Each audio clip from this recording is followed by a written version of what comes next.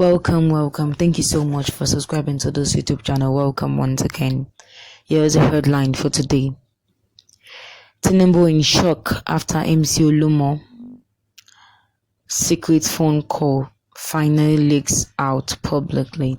So before I give you the full gist for today, don't forget to like this video channel. For those who have not subscribed yet, what are you waiting for? Click on the notification button, subscribe to get more of this news. So there has been, ever since Tinubu came out to be the flag bearer of APC party, he has been carrying his people along, and we all know his people now. those people that we call Agbero in Lagos.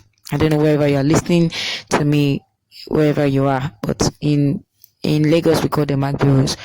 So, and MC Oluomo is one of the leaders of the, what do they call this? Their is it national something for transportation? Hey, God help us in Nigeria. So, and recently we heard that he created a new uniform, because if you look at them very well, they don't really wear good uniform. They always look so tired, sweating, with all the drugs they take. So, but recently he created a new uniform, and it was really beautiful. And we were like, wow, yeah, making this Agbero profession, like you're making it look so professional. So now another thing has popped out again. Something happened in Lagos, and MC Oluomo said that there's this poster of having a picture of him and Tinubu, and people have been posting it. They have been selling this for 1k. And MC Oluomo said that anybody that is found selling that stuff or trying to share it, that person should be beaten thoroughly, like beaten thoroughly, and the person should be sent to the police station. People have been reacting to this like, wow, why can they say that kind of, like, why should he mention that kind of a thing?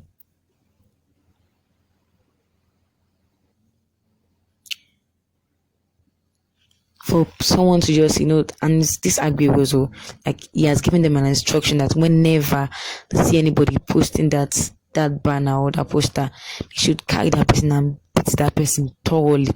That person will not see good when they finish beating the person, and they should not, after finish beating him, they should take that person to the police station.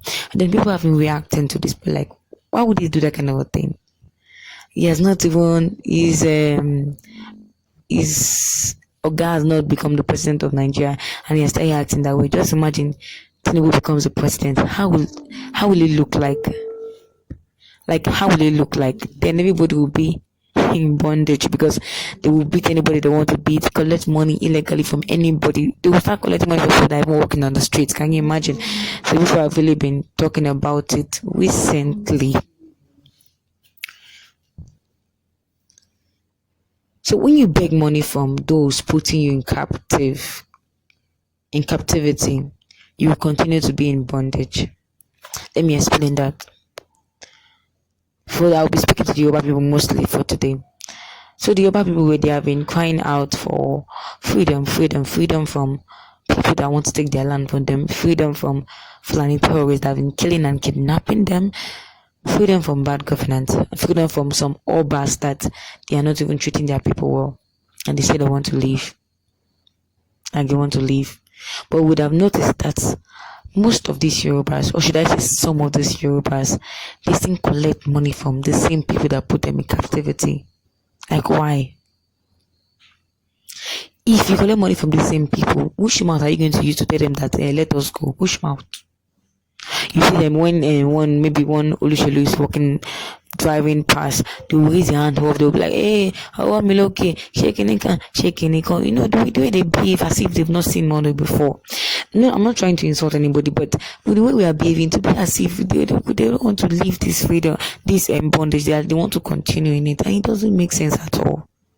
See, some set of people, they'll still be collecting money from those politicians to go and vote for them. It doesn't make sense. And you say you want to leave now, you want to leave the bondage. How is that possible? Like, it doesn't make sense, really. Yorubas have sold their future because of money, because of little change, because of peanuts. They've sold their future. Collected 10,000, yeah, voted for the wrong person, and then the person will stay 4 years, come back and say, don't worry, that 4 years was not enough, vote for me again, and they'll vote on that 4 years. That's 8 years.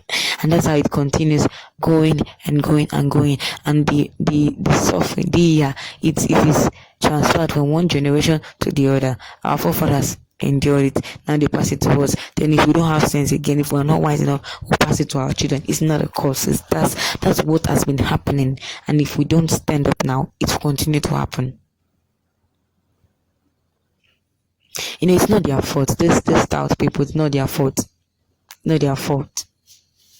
Because the so-called person that is a Yoruba man that should be able to coordinate people are the ones that is even giving them more. Because if they don't give them more, if Jagaban, Tinubu, just able to go and sit down in the house, they'll go and sit down. But he has given them that morale. He's giving them the authority, the power to go out and collect money from bus drivers. And who are you? They'll just gather your beat if you complain against it. So it's not their fault.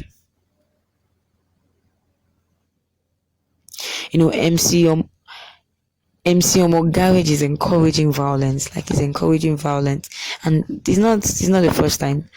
But that is what they are meant for. At the whole stout, they're meant to encourage violence. That is what they don't curb violence; they encourage it. Tinubu can even put MC Oluomo as the Minister of Transport. Though.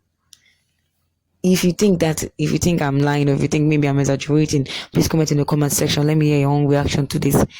Tinubu, like Bola Ahmed Tinubu, if he becomes the president of Nigeria, can put MC Oluomo as the Minister of Transportation. He can. Like, he can. So let it not shock us.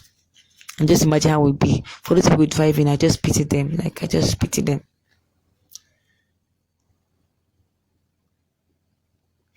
The past politicians that have been spoiling Nigeria, all those past leaders, governors, wherever, from the smallest rank to the highest, for all those that have been spoiling Nigeria, you see that their hand has not always been good.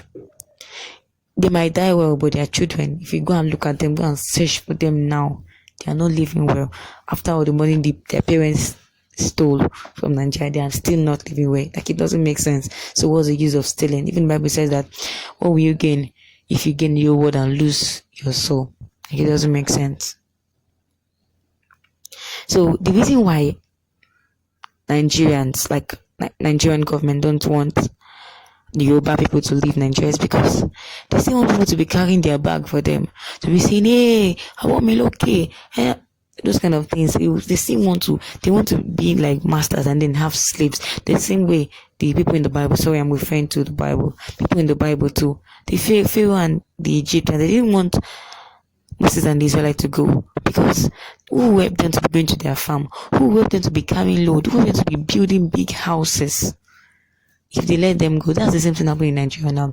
Nigerian government knows that if they allow the Yorubas to leave, then there will not be anybody to be able to do all those slave works again. Just imagine something. Even when we are under our colonial masters, that's Britain, there were good roads and stable water, stable light. At least we should have just continued that, be like that.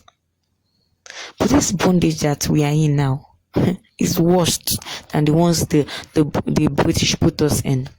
Just imagine. That's gone from bad to worse. Graduates are now slaves. Like, they graduate from school with top, like, how do you put that in safe? Like, top class, first class, and they come out and they become slaves, become drivers. Like, I have seen some graduates driving keke and bikes. Why? Because no jobs. They'll spend how many years in secondary school, university, some will even go for degrees, and then they'll come out and there are no jobs. Can you imagine? But the children of the president, governors, chancellor, all those people, before their children even graduate from school, they've already given them a position in any ministry. They've given them a position already. Just look at what is happening to us.